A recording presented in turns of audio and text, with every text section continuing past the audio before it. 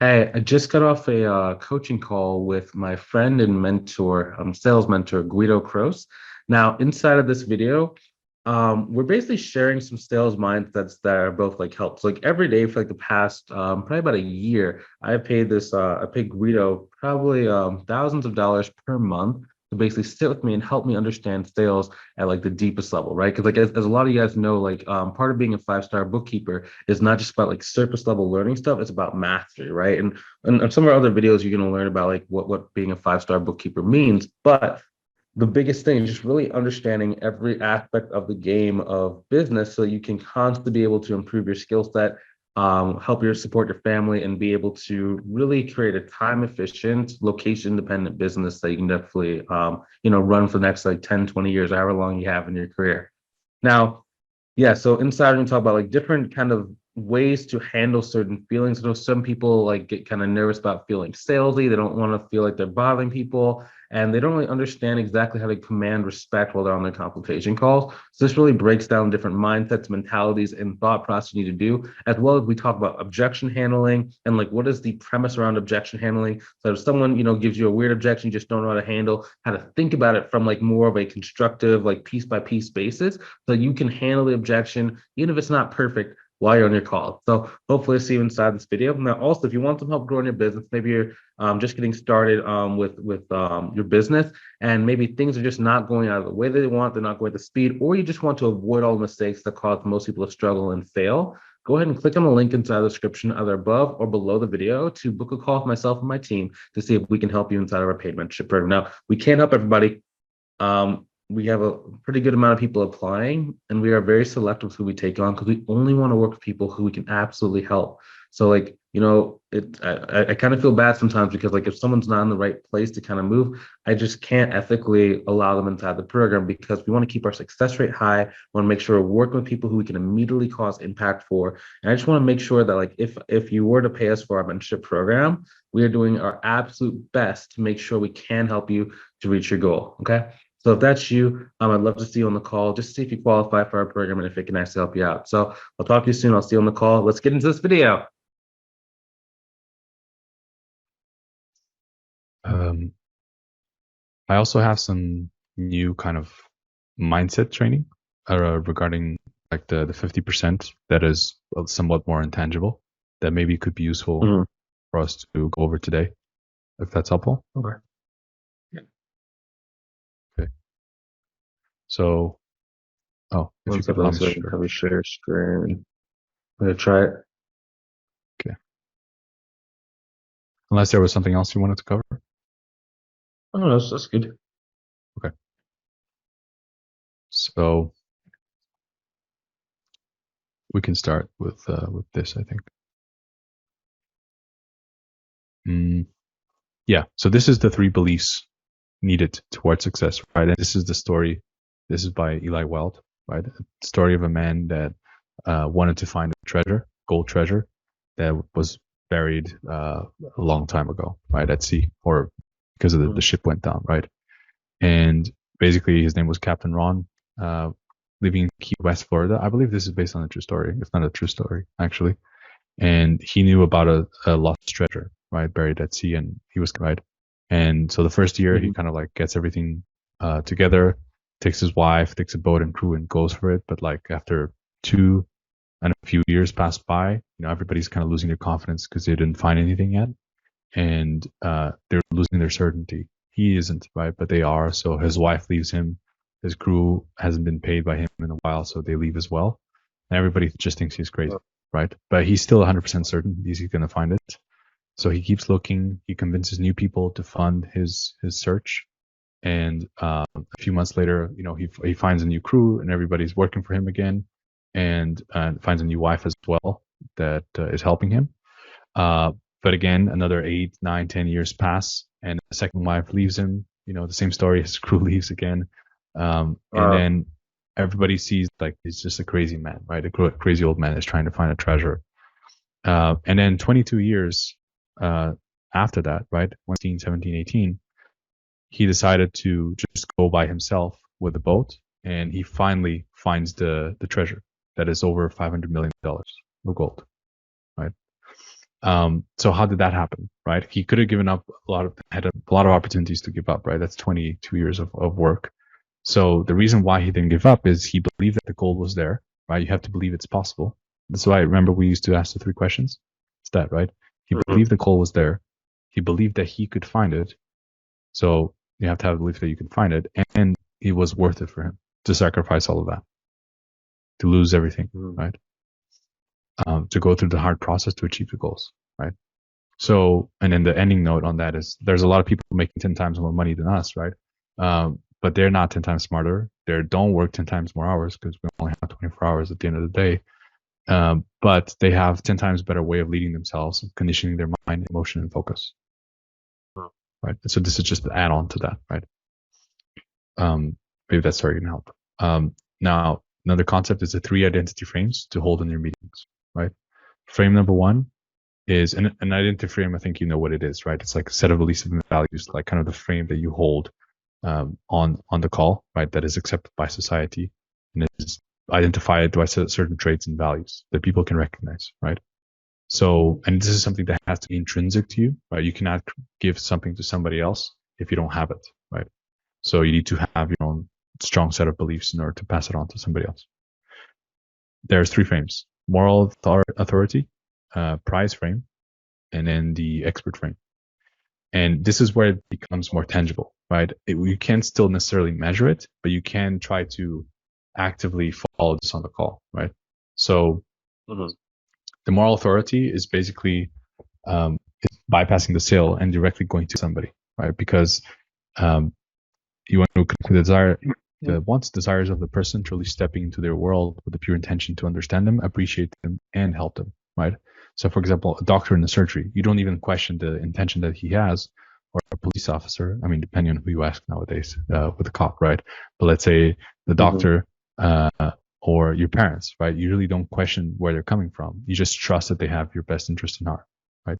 And so if you hold that frame, you automatically pass the skepticism, and they can trust you directly to just immediately get you the information you want to help them, right? So you become like a true leader, somebody who actually cares about the person, and they feel it, right? They notice this, and as a result, they open more to you. They trust you, right? They believe that you have their best interest in mind at heart, right? 2, they believe you're a better expert in this context than they are, right? Because obviously, and that's tied to the authority. And so you have the better opportunity to influence them. Now, how do we do this, right? Basically, there's 3 ways. 1 is doing the Socratic dialogue, right? Which is, well, this is in modules 3 and 4 for his program. But it's like active listening, right? Going deep into what they're saying, how do you mean by that, and things like that, including like, oh, I see, got it, right? While they're talking, so you can show that you're listening and you're reflecting on that. Asking skilled questions, right? Don't ask questions you already have an answer to, or if you have to ask a question, give a filler so that it sounds like you actually thought about the question, which you did, right? So quality of the conversation, and then trust-based language, right? So it allows them to for them to fully express themselves instead of cornering them, right? So if you go like direct questions or incisive or assumptive language, they can feel judged and they're not going to open up to you, right? Saying something like, yeah, but why didn't you join that program? Right? Instead of like, I guess what prevented you though from joining that program? Right? That's why we always have these words like though, possibly, preventing, right? So it might sound like overcomplicated, but it has a true purpose. It might even seem convoluted, right? But that's the goal of that. It's like, this is not copy, right? This is speech. And so it has to be that way, or it tends to work better at this stage of sophistication of the market. Is that helpful so far? Oh yeah. Okay. Let me know if you want to stop. I think this is cool to see. At least there's a reminder, because I know you know this stuff, right? Yeah, that's nice. Yeah. Okay. Contact trust-based language. Trust-based. I'm taking notes. Mm-hmm. I can always send you. We'll send you these docs as well that I have, so you'll have everything. But good to have for sure. We can go on to number 2. Okay. So, and Number two is by constantly using the fourth immutable law of sales leadership, right? Which is the four laws are: one, the goal of the conversation is to help the person make the best decision for them, not for you. Two, the best decision for them is almost always going to be outside of the comfort zone, right? Three, the mind of the person will fight like hell to stay in the comfort zone, right? That's why it's okay and normal to expect that when you ask that consequence question, that they're going to resist that, right? Because it's outside of their comfort zone. They don't want to confront that idea. So it's to be expected that you have to rephrase or re-ask. And then four, a leader will always hold them accountable to the standards required to achieve their goals. So they're serving the future version of them that is successful and not their current version of them that is preventing them from being that person. Right? So following that fourth one, right, being the leader for them, a leader will always hold them accountable to the standards required to achieve their goals. And they don't give up on prospects. That's why I also say, like, always collect a deposit, because that implies that as well. Implies that you will always believe in the person, that the best of humanity, the best side of that person specifically, that they will be able to make it. Because you never know, right? You might have an assumption that based on how they're expressing themselves and everything, they're never going to make it. But I mean, I've been surprised before, right, by people that I thought wouldn't really do much, but then they've ended up becoming quite successful, right? Maybe you've experienced that too. Pause. So you said the deposit helps them hold what? You not hold themselves accountable or do what? Well, not the deposit specifically, but on the sales tactics, right? The everyone is at least a deposit in follow-up books, right? Because that implies that everybody is a close. It's like you can help everybody. You should have the idea that, like, I can carry the world. Like, everybody can join my program and I can make them successful. That should be the attitude. Now, you can always decide with specific cases to go down another route if it's more helpful to them, or it's just not going to be a useful use of your time. But it should start with I can help, and then becomes I can't help, instead of like most people I can't help, and then I'll just a select few I can help.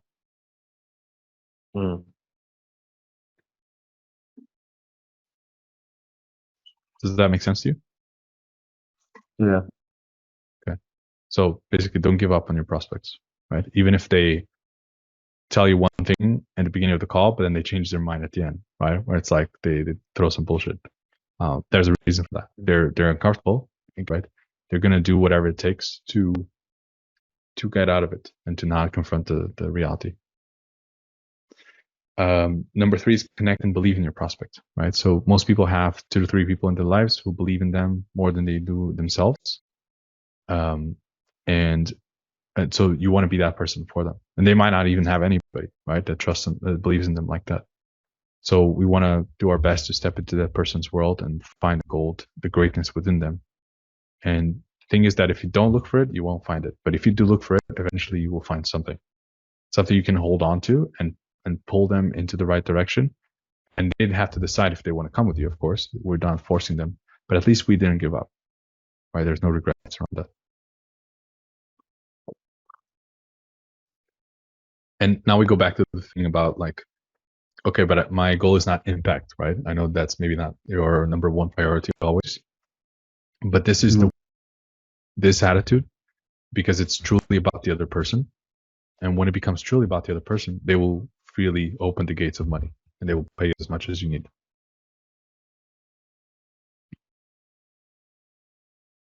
And a nice bonus is impact, but it's not the focus.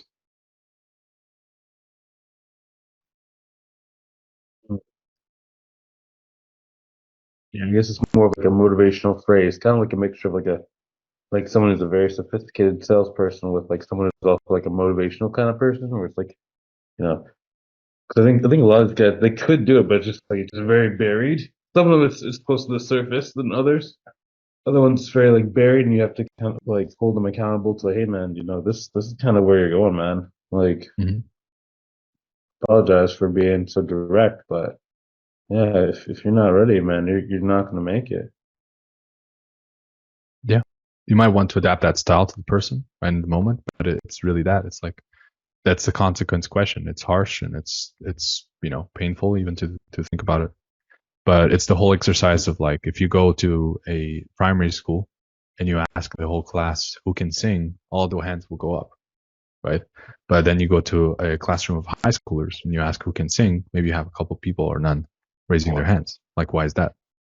It's like years and years and years of people, the system, the parents telling them, but be realistic, or you're good at this, don't do that, or like, it's like, why? It's like, I mean, sure, don't be delusional, but it's like, what if you just believe you could do anything, right? How much better would your life be, even if it's delusional?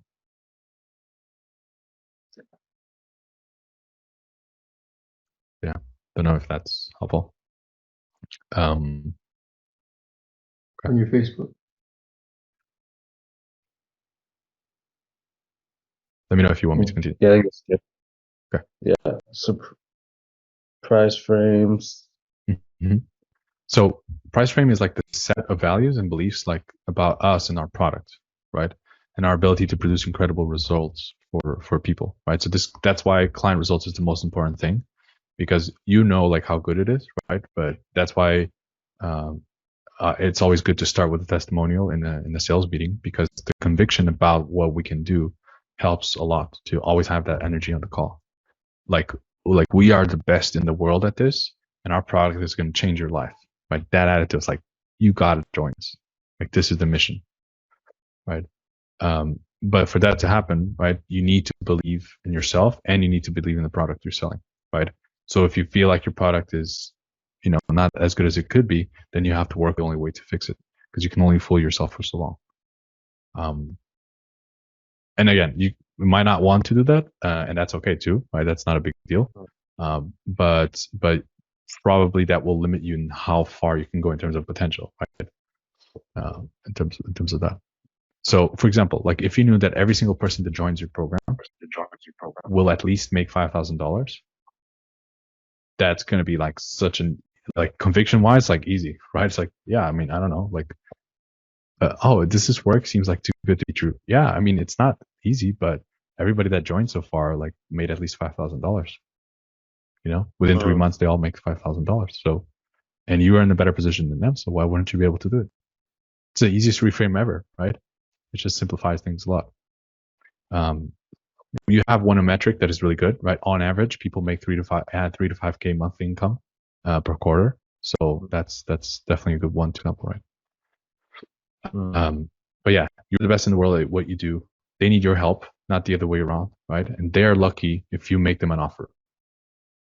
Right. So remember when I told you, like, some people sometimes might feel like, oh, am I accepted? Right. When you go into the presentation, it's like, can I join? Right. It's kind of like they feel that way, that there's a chasing frame there. And if they say no, they are the ones losing, right? Because tomorrow you're going to keep showing up and helping people, regardless if they join or not. Right. And why it's good, right? It's because it allows you to bypass the salesperson and truly focus on what matters, the process, right? It allows you to stay grounded with a high intention of getting them the outcome, and low attachment. Mm-hmm. High intention, low attachment. So in control, but not trying to control. It's about the prospect, not us. The solution, not the problem. They have the problem. I mean. So how do you develop this, right? In every interaction, you want to remember that you are the prize, right? You are the goal. And I think you do that quite well already. Like, you lean back on the chair, you have the awards in the back, you have the whole pre-selection, as well as the, the testimonials and everything. So that helps a lot. So, but the idea should be that the only ones that are losing are them if they decide to stay stuck where they're currently at. Not in the dismissive way, but it's like you kind of feel sorry for them. Right? Not denigrating, right? Like, oh, I'm so sorry. Like, yeah, I feel sorry for you, more so like, I mean, I'm trying everything I can. I know I can really help you, but if you decide not to join, like, I totally understand. I do feel sorry, because I do know it's fully genuine. Like, it's like, you have the shit, like, you have the best one out there, that you're the best person to help them. Right. Mm-hmm. So, and that comes to point 2, right? Which is always stay detached from the sale. And okay, so this might help you, right? Because we talked about this before. So where do we put our attachment, right? 1,000% attachment to the process, executing your process to the best of your abilities, right? This is kind of what I was saying, actually, which is fun to see. Mm-hmm. But it's that, right? The execution of the process of doing whatever you can to close them is where the attachment should be. And if you fail that, that's where you should feel bad, right? Because you had that under your control. But even then, like there's skill levels and there's like pressure on the call, so that can impact. So that's okay. But you can't control the outcome. Yeah. Can you send me a copy of this mindset doc?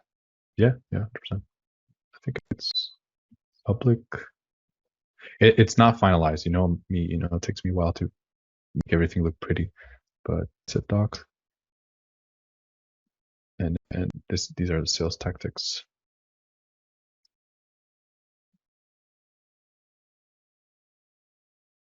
And from what I've seen, honestly, like nobody talks about this shit. Nobody in the kind of teaching sales stuff. It's transformation what Paulo has created. So yeah, so the attachment comes to the process, right? I sent it to you on Slack, by the way. I'll pin it as well.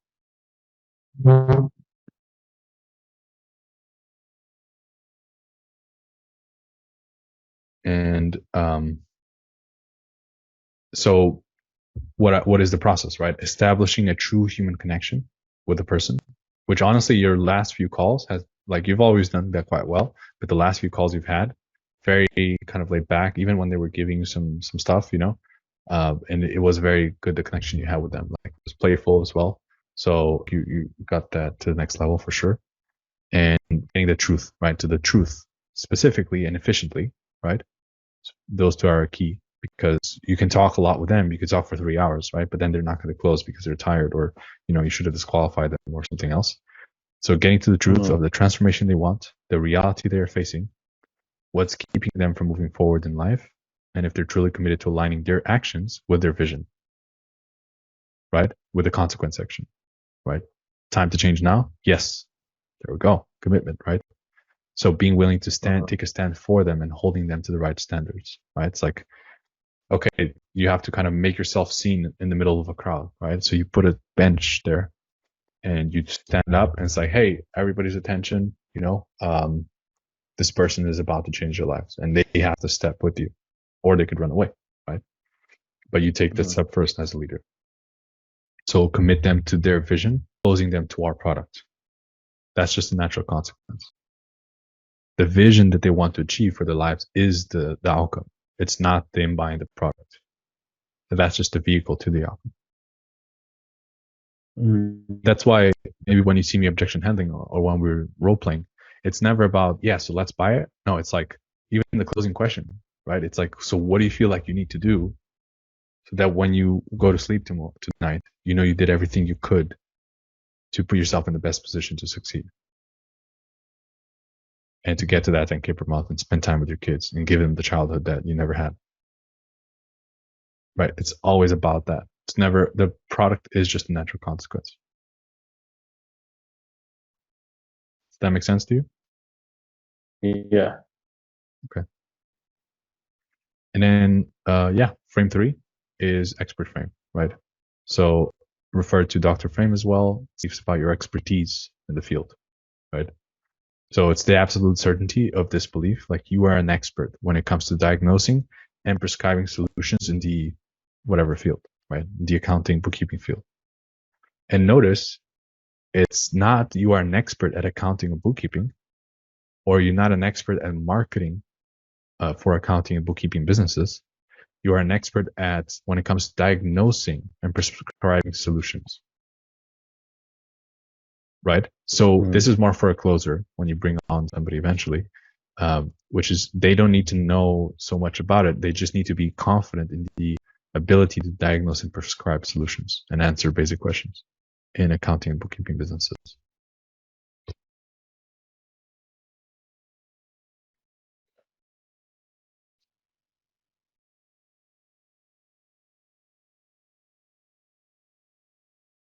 I hope that's not a lot.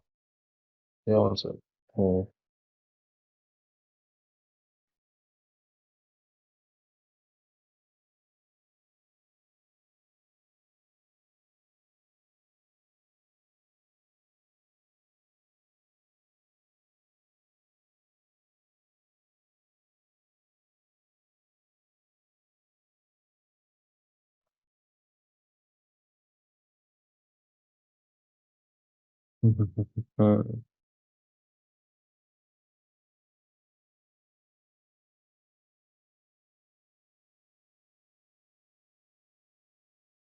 Pause.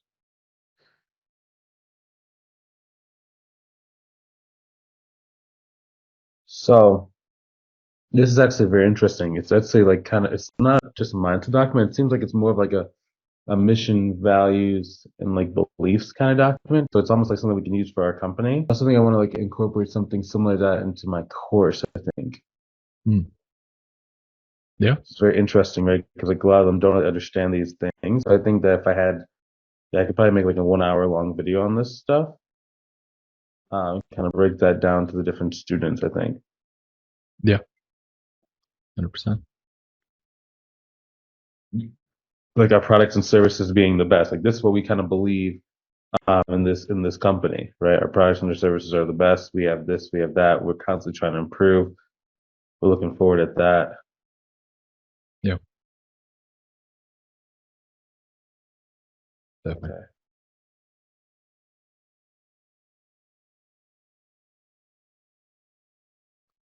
So then, yeah. Should I keep going? one sec. Okay. Not quite. So this is kind of something I've been thinking about adding, right? A new identity.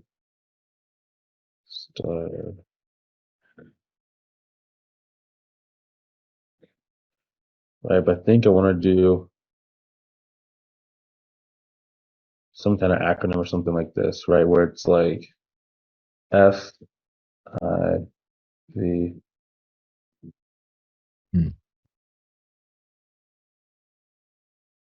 I wonder if we can like embody some of these. So it's like focus, or I don't know, fearless, investor, mentality, vision, over.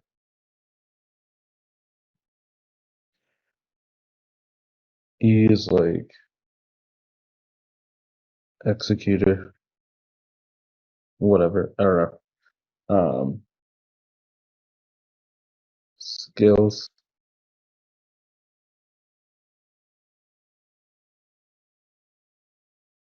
I don't know. I don't know what the T is. Action. T, I would put trust the process.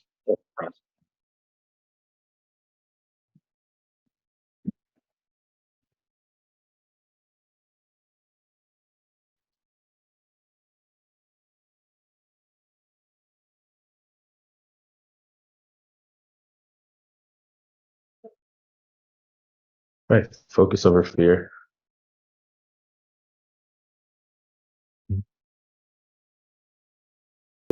Vision over limitation. I don't know. I might figure out what it is, but do you think that this kind of might be actually along the right path of like maybe like an identity that we need to be putting on some of these people, at least using? For sure. I would just want to make sure that maybe encompasses everything you'd want them to take on, right? But yeah, for sure. So like if it includes all the values and all the traits that you'd want them to have and the beliefs, or if there's more things you'd like them to do. Yeah. I have to figure that out, but yeah, almost like how they talk about Russell Brunson, like his manifesto or whatever. Okay, but yeah, so side tangent, but I think that's kind of what I've been thinking.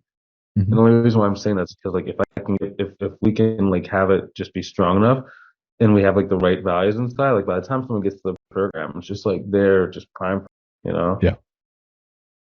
Yeah. Honestly, the more and more I see, it's more about that. It's the mindset.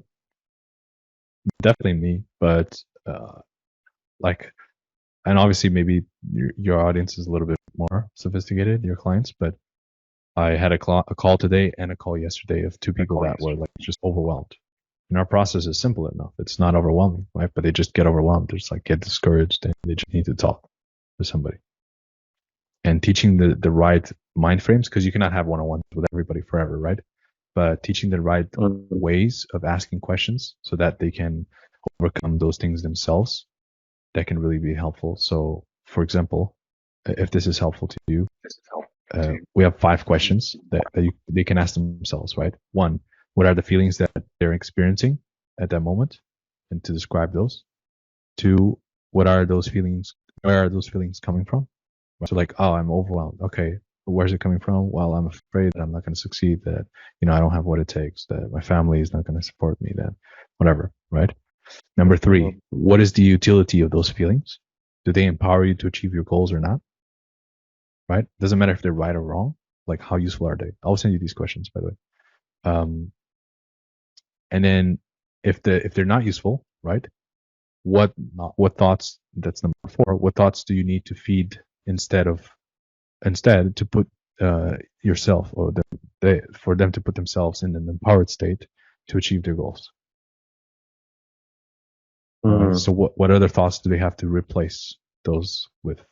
And if they don't have the answer to that question, then they can reach out to you for help. Right? It's like, I'm overwhelmed, and this is coming from a place of like fear of failure, and I feel like nobody's gonna like me if I don't succeed. And I know, but I don't know what I should think instead. What is how to go about it? Let me ask Bryce. Right? But now they don't come to you as a like, hey, mommy, please help me. Like, I'm really sad right now. They come from a place of like rationale. It's like, okay, I analyze my thought process, right? It's coming from here, and I'm aware of that, and I know it's not useful. And I want to change that. I want to feed myself better thoughts and emotions. So help me, please. Right? So it's organized, it's controlled, and it's going to cut down on support time. And also, I think it's going to make for better independence on their end. It's going to make them better communicators and thinkers overall.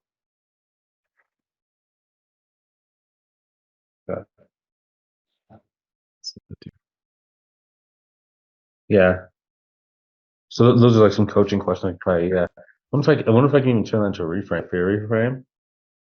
Yeah. I could see that. Coaching is, I'm seeing that it's just sales. It's funny.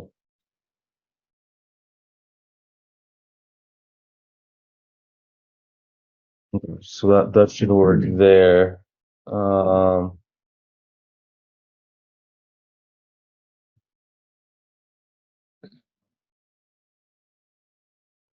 Should be good. You want to go back into the document?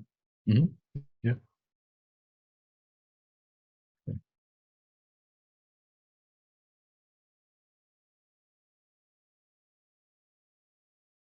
Okay. So the third frame is the expert frame, right? That we already went into it a little bit more. You want them to see you as the doctor, right? As the expert and the person that is the best out there to diagnose and prescribe solutions to them, right? Not sell them something, but so when they see you as an expert, they will trust you, ask you for advice, follow your lead, which is more important than just asking for advice. And you'll be the point of reference for them, right? If they don't have a role model, which is very rare nowadays, actually, unfortunately. So how do you develop this, right? The program is a huge part of this frame, right? Obviously, that's Paul's program, right? This is still copied from him. In your case, that will be what you communicate to the prospects, right? Our program, or no, sorry, this is internal, right? This is for you when you're talking to them as a leader, right? You already have that type of knowledge, so that's a big part. And then when you're passing this kind of structure, it's like that's what you do with your program as well for your clients, right? They will, by learning this, by understanding accounting better, understanding how to sell it, how to price it correctly, and all that stuff, they will also get. But there's also product knowledge, right? Company brand knowledge, market knowledge, and industry acumen, right? All these 4 things. So even if you're dealing with sophisticated leads, right? In this context, you're still the expert, right? They might be good overall. For example, like I guess in the way our relationship, you're definitely ahead of me in terms of revenue and things like that. But it's specifically in closing, since I've spent so much of my time taking sales calls, right? And working specifically with like a manager that taught me like the top of the top training, I can pass it on to you and potentially be somebody that can help you with that, right? Even though most of the other things you're ahead of me, right? So if you encounter somebody like that on your calls, that you can still be seen as an expert because you are, right? So this is an example, whatever. Does that make sense though? Those three frames, right? You have the Correct. moral authority, which is showing them that you care what's best for them. And for that, you skip a lot of the skepticism and closed offness. The prize frame, right? You are the person to follow. You are the person that people should trust and listen to and be happy they're on the call with. And then the expert frame, which is they see you as the expert. So even more ideas of why or incentive for them to want to talk to you and drink everything you give them, right? And transferring that onto the call, right? It basically, the goal is to transfer two main emotions to them: clarity and certainty, right? Because clarity will lead to certainty, and certainty because it will lead to commitment and action, right? Because if you gain clarity about what you have to do, it's like, okay, I have to do this, but it's kind of like a really tall building, but it's like, okay, but you just have to put one brick every single day, and this is the plan, and like 100 people have done this before, and they were in worse situations. So now I have certainty, right? And now I will commit and take action. So how do we get clarity, right? The discovery and the presentation is what gives them clarity, right? So discovery is making the prospect aware of the current situation, surface and emotional level, right? So that's why 3 problems, specifics of the problems, and then the emotional impact. The aware of the desired situation, the dreams, right? Surface and emotional, 3 dreams and the emotional impact, and then building the emotional gap, right? So between those two, the awareness of what's actually going on with their lives, right? Because sometimes people just forget that they're so busy. They're like, it's fine. It's not a big deal. It's kind of annoying, but it's like when they confront it, then it's like, it's different, right? Especially so it's called the trifecta of emotions, which is you start with problem awareness, you go to solution, and then you go to consequence, right? You get the 3 main emotions, which is, I feel shitty about my situation. And I know that I'm not going to get that thing if I don't change. So they get commitment. So they feel the 3 emotions: urgency to change, pain of their current situation, and really, really want. So it gives them, like, it's like superpowers, right? And that's why it's super important to hit every single question correctly and get it the right answer, because the process is what creates the sale. Right. Commit to change. Yeah. So you get the process of commit to change. So in the presentation, right? Obviously you have the framework, but you want to come from a place of like being new, unique, or different, right? The whole what was his name? The founder of marketing, online marketing and stuff, the unique opportunity, right? Superior somehow, because sometimes it's like an enhancement offer, not necessarily like a new vehicle, right? It justifies why their past attempts didn't work, right? And then has tangibility, spend timelines. And on top of that has the customization, right? Based on the information, the ammo that they give you throughout the discovery. So that's how you get clarity for them, right? You dig deep into their current situation and how everything looks like. You make them confront that. And then you explain how the presentation is going to make that gap, that make them jump that gap through all of these things. Does that make sense with clarity? Okay. And then with certainty, clarity will lead to certainty, right? Because when you're clear, it's kind of like automatically you become a little bit more certain about things, because you're not like, oh, what about this? What about that? Right? It's like, oh, these are the steps. Okay, that makes sense. So, and the quote by Eli Wild, who was the top closer for Tony Robbins by a large margin, was, our certainty must overcome their doubt, right? So it's only one can win, and they want to lose, right? Deep down, they want to lose, even if they're like really, really confident and proud of where they are. They still, ideally, in their best version, want to get to the next level, usually. And so they want to lose. They want somebody else to lead them so they can become the better version of themselves. They might offer resistance, but that doesn't mean that they don't want you to overcome that, right? So, so there are three main types of certainty, right? First, you have uncertainty.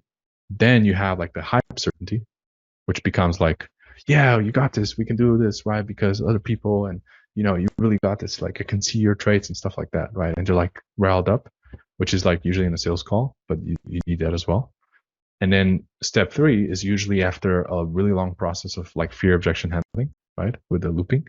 That's it's like they've confronted, they've turned into hypeness, right? They got excited with that dopamine of like, oh, maybe I could see this differently and I can finally make it. And it's like when they've confronted the risk as well, right? I'm not going to stay where I am. And they have the clarity. Now it's like, I have to do this. I just have to do it. I'm grounded. Like it's no longer high energy, right? It's just, I have to do this. So there were a couple of examples here, but it's basically the whole flat earth versus round earth, right? Flat earthers like still seem to believe that the earth is flat, and somehow they can still have that certainty behind their words, right? Even though it's, well, scientifically it's clearly not, right? And there's a lot of evidence, right? Potentially. Exactly. But they still seem convicted. It doesn't matter if they're right or wrong, right? That's the energy. And also explain to somebody, if somebody questioned you, it's like, hey, like a kid, right? Will the sun come up tomorrow? Right? Yeah, of course. Like, what do you mean? Right? It's just, that's the result that you mean, that you have, right? It's like, yeah, the sun comes up every day. Or can you tie your shoes? Right? Not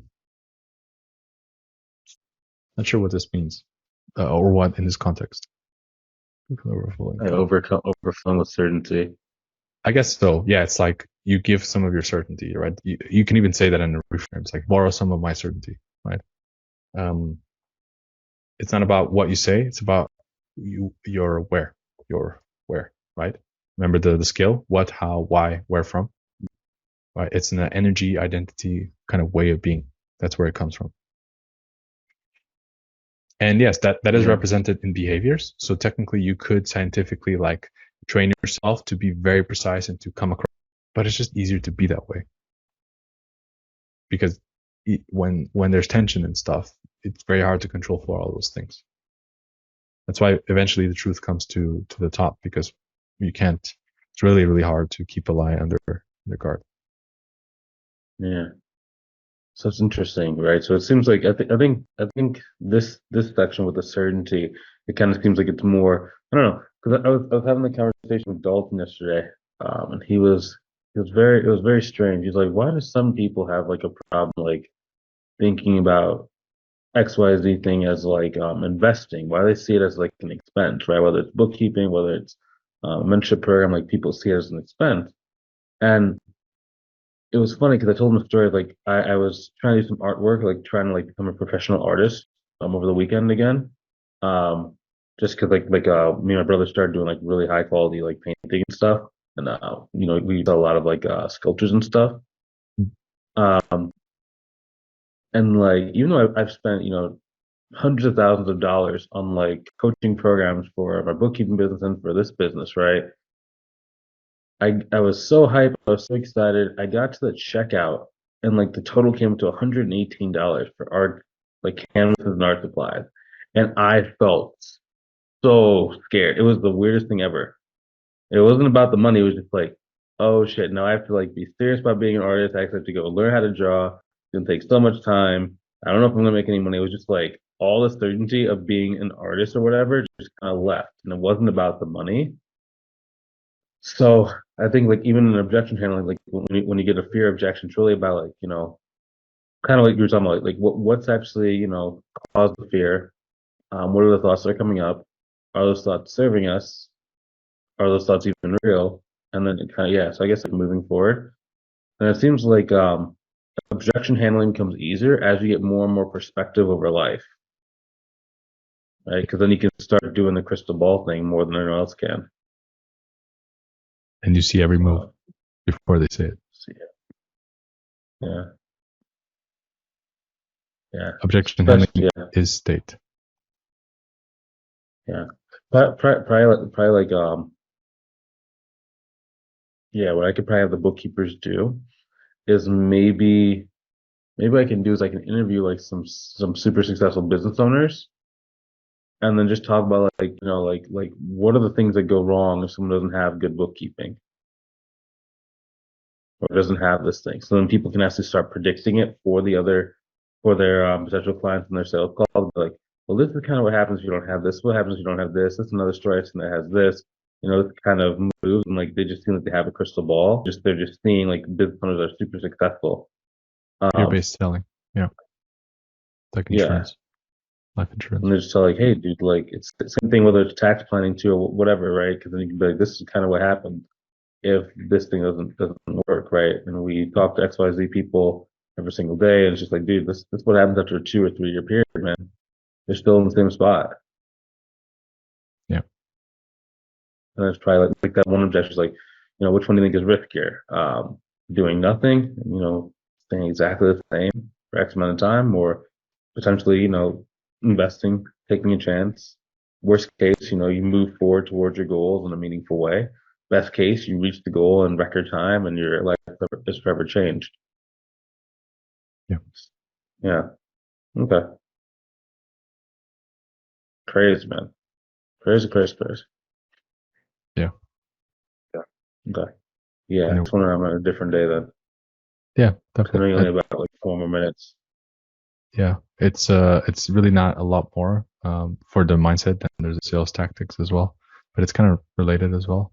But there's some things here around tonality, cadence, inflection, like how to interrupt and things like that. I sent those to you, so you have it as well.